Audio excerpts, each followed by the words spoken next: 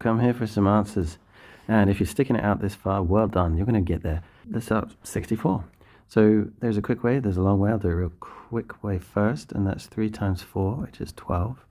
And then x squared times the x cubed is x to the 5. And you might be wondering why I can do that. Well, if you just break it down at any given point, you can empower yourself. So what's the structure here? It's 3 times x squared and 4 times x cubed. Now you notice the most important thing is they're all multiplying together. So you can change the order around. It's not just like, it's not because I felt like it that I just multiplied the like terms together. I just thought like I can do it in any order because they're all multiplying. And then I get my 12 and my x to the 5 that way. Okay, simplify here. This is one of the most basic, what we call index laws. When we talk about index laws, that's what we mean. We just say what happens when we have the same base and we're dividing these two. And obviously I promised I'll be writing this out in full at least once. 1, 2, 3, 4, 5, 6, 7. And just like we did factors, all of these are factors, like when we were cancelling with factors in the previous video, because they're all multiplying each other, and we've got 2 on the bottom there. Now you've got to match pairs on the top and the bottom. Now I didn't know they're factors to cancel. So there's one, there's another, and that's it. So keeping the structure, you can tell what you've got left. Now the only other thing I would say is that you've got to remember it's times 1. Like everything's times 1, so there can never be just nothing there. So just be aware of that. In the fullness of it all, this will leave us with 1, 2, 3, 4, 5 x's on the top, and on the bottom we're left with 1, which is just x to the 5, because anything divided by 1 stays the same. Now that's the intuition. But the law is, if you do this enough, you realize that, whoa, where did 5 come from? 5 came from 7 subtract 2. So the index law is, I'll do it with a to the y over a to the x. So you've got to have the same base, is a to the y minus x. So the number on top, take away the number on the bottom. All right, so you might want to, at the very least, just have an intermediate sum like this, and then jump straight. I know it's 7 take away 2, which is 5. Okay? All right, we looked earlier as well. Anything to the power of 0 is 1. I can just put that up, like anything. I mean, it doesn't matter what it is. There's a good, I think the best way to understand this is if you look at 2 times, like a little investigation, which is 2 cubed, which you know is 8. And we could start at 2 to the 4, but it would be quicker this way. 2 times 2 is 2 squared, which is 4. And then we see the pattern now. We want 1 less 2 each time, so we're going to continue that pattern, and that's just 2. To continue the pattern even further, we want to get to 0, right? So it's the next one down. You can see that we're going from 2 cubed, 2 squared, 2 to the 1. So there's a pattern here. The next one is 2 to the 0. And I don't know what that looks like in terms of times in by 2 or nothing, but I can see what the answer might be because of the pattern. So each time we're dividing by 2. And so it follows that this must be divided by 2. So it must be 1. So anything to the power of 0 is 1. That works for all of these because it's the division of a ratio down there. There is one thing I would probably add to this is go a step further just for fun, because it does work if you go a step further. 2 to the minus 1, which will come up at some point, I'm sure. It's going to be, like, we'll follow the pattern again. We're going to be 1 divided by 2. So we're getting smaller. We're getting into interesting territory. I'd like to just point out that when we have 2 to the minus 1 being equal to 1 over 2, there's a wee pattern here that will help, that you'll notice that the 2 gets preserved. Okay, so that means that this negative 1 almost turns into the 1 over. You want to see it like that. It's kind of helpful for heuristics later. All right, express, should we get rid of the last one? There. Express as indices 1 over x cubed. Oh, it's really good that the previous question came here. It's like someone designed it that way. When we talked about this 1 over business, and mainly it's this what we're looking at here, I want you to see that this is 1 over. And what has happened? Well, you've got 2 to the 1. 2 to the 1 has been, like, it's the base of the fraction, and that would be 2 to the 1 is like the x cubed here. And we don't want to be going this way. We want to figure out, like, what's happening going this way. And when you get things like to the -1, it's a bit spooky in a way because like there's no conceptual grounding necessarily for it. It's a half, but it's sort of like it's a little bit spooky to look at. Like you don't have an intuition. 1/, essentially means to the -1. So it's this thing here to the -1. And there's another index law for you there, okay? So when you've got the brackets, we would multiply the two together. Now, this is only if there's one thing on the inside of the bracket. That's to be really important to know, but essentially, you'll take that x cubed and you'll multiply that index by what was on the outside of the bracket. One thing to remember, where there are brackets, and this isn't everything, but it's the key thing to remember, brackets mean multiply. Just like up here, we should think division implies subtraction. And just like, where do we see it? We saw it here. Multiplication would imply addition of indices. That's what I'm talking about, indices. Okay, so in this regard, we would have x to the -3. Now, we don't want to go changing that. Leave it as it is because it says express it as indices. Very, very important skill, because if you're going to like go on and do calculus, like the transferring from index form to fraction form is huge. So very useful. I mean, I'm not going to put anything in front of you that isn't useful. Now let's see, x to the -3, just for fun, can we go back to fraction form? You should definitely pause the video and think about whether you can go back to fraction form if I gave you a similar one, like let's say x to the -7. What would that look like? So if you had a little go at that, you will probably realize that x to the -7 could be written as x to the around 7 times -1. Same thing. And where there is a multiplication, let's go down now. Where there's a multiplication, like here there is, that's not an x, that's times. Let's put that, no, it's getting messy. Where there's a multiplication, you can have brackets. So we can have x to the 7 to the -1. And we know that -1 is 1/. Okay, did you get it? That's the trick. If you didn't, it doesn't matter. But what does matter is that you don't give up. Okay, there is the x minus 3. And remember, if there's any topic on these videos that I make that you want more practice on or more elaboration, just leave a comment and you will get what you ask for. So simplify this one. So again, this means multiply. And so we've got to add the indices. -2 plus 5, I think, is a necessary step just to avoid any errors that come from doing too much in your head. And then we have x to the 3. Simplify.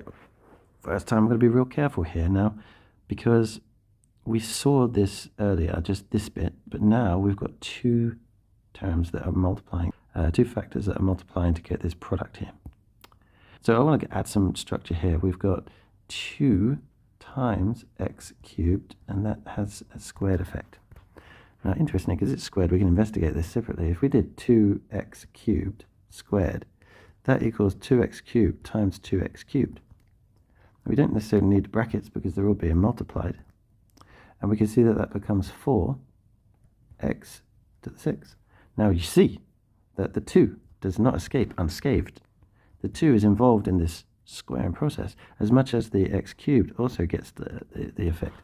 And so if you want your shorthand, you can just imagine yourself that the 2 is going to be multiplying both indices. Now don't forget, numbers on their own are 2 to the 1.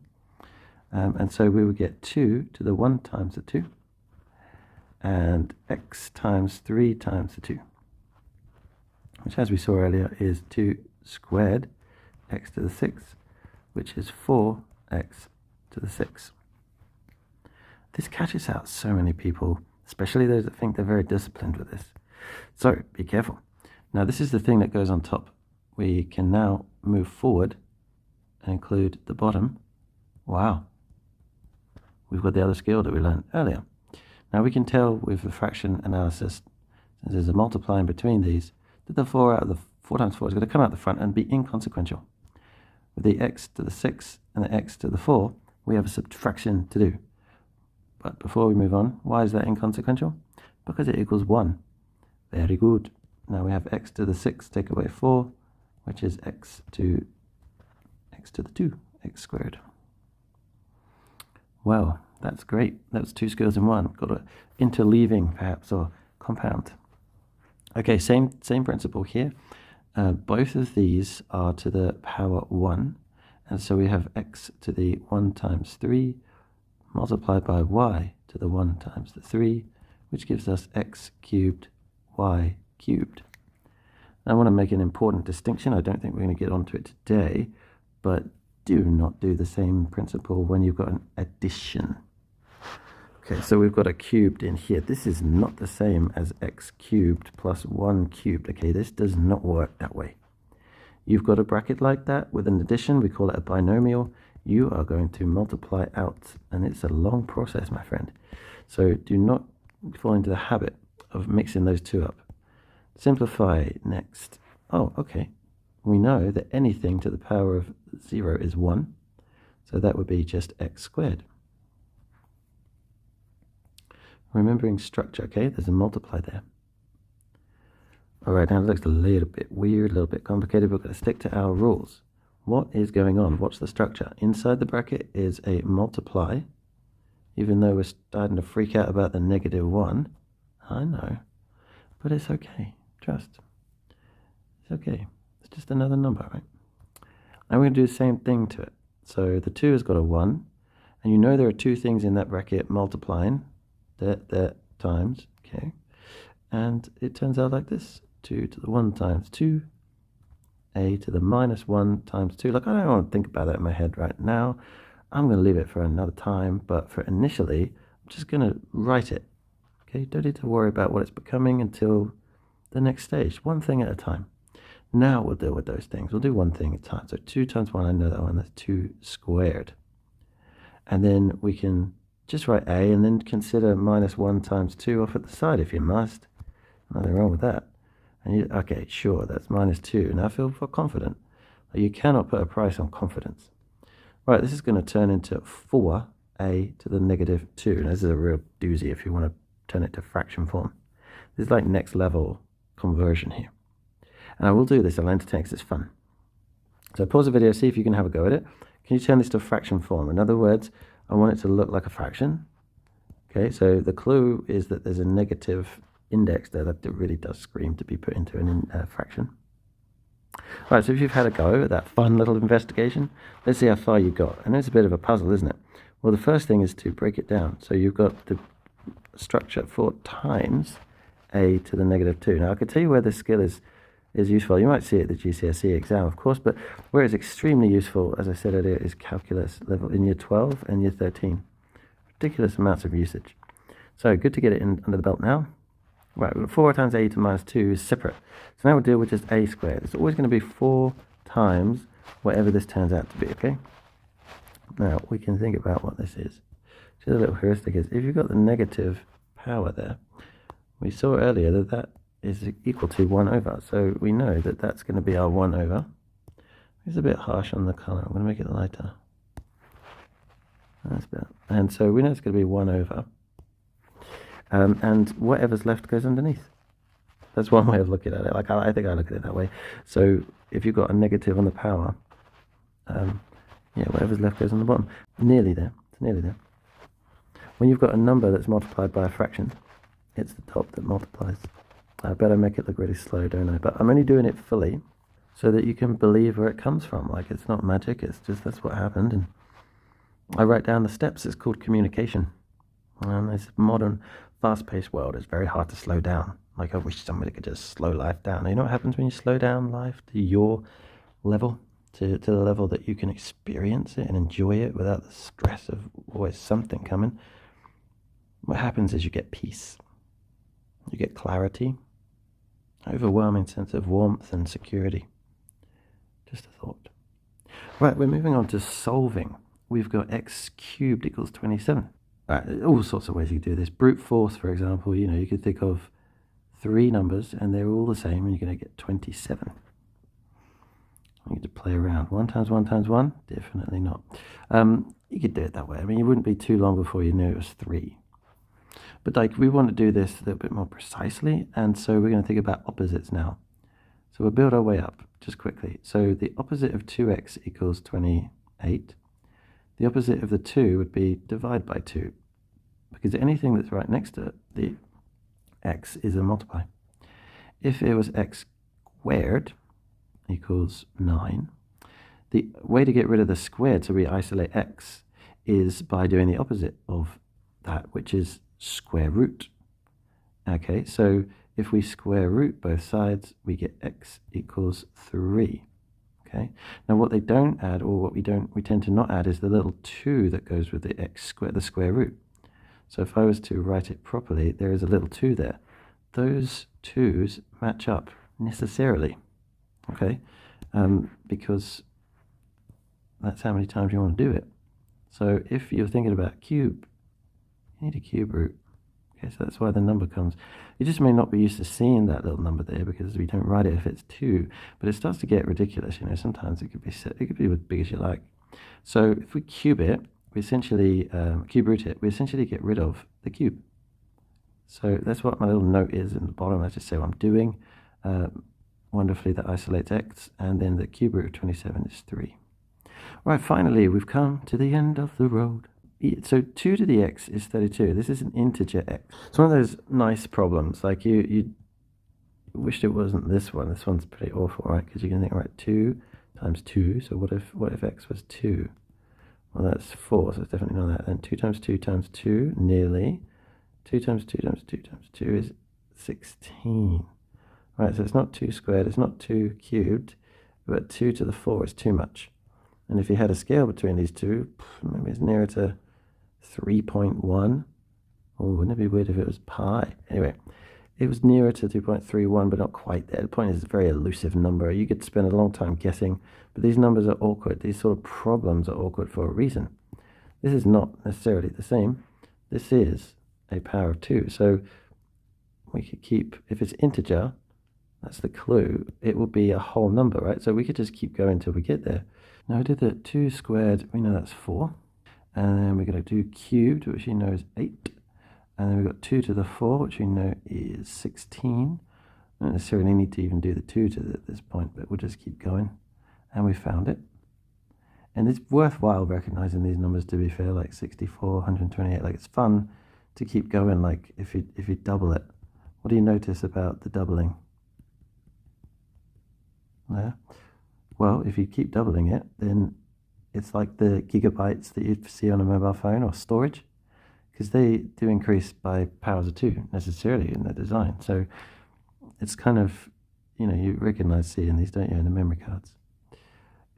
Useful to note. So we found that the answer is 5. So x equals 5, and then that will solve that thing. This is what we call a brute force method. Sounds really cool to say. It's a very funny word. But it's brute force because it's not saving time or efficiency. It's kind of just keep checking till you get it. Like putting a lot of energy in, high expenditure. It doesn't mean it's an invalid method. And certainly at GCSE, these sort of questions are not answered in the way that we do in level 2. At level 2, we answer these with logarithms. And you can look up logarithms if you want, but they're really fun back in the day. But there's a whole branch of mathematics called logarithms. Essentially, what I would do is apply log base 2 to this side, and I would do the same to the other side. Okay, so don't worry too much about this. It's like if I was 2x equals 10, I would apply divide by 2 to both sides, right?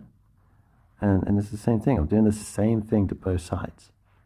But the magic happens here, that because you've got log base 2 with a base 2, you don't need to worry about y, but they just disappear. And so the answer is this, in A level. And if you put that in your calculator, then you will get 5. And that's just the way it is. This is especially good, though, when the number isn't 32. For example, if it was 10, you can't guess it with brute force. Like, it would be, I don't know, 3 point, gosh knows. But you would put it in a calculator like this. And I think that I can turn on a feature in this thing that hold on. Turn on Math Solver, which I need to do a video about this because they've changed this. I need to look into it a wee bit, but if you turn on Math Solver, I might be able to solve this. What's what it is? Log base 2 10 equals. Yeah, see, like it writes it like, I guess that's my handwriting. That's how I'm seen. I could do another few of them, like 3 plus 4 equals. Let's see if I do a really neat 3 plus 4 if it changes.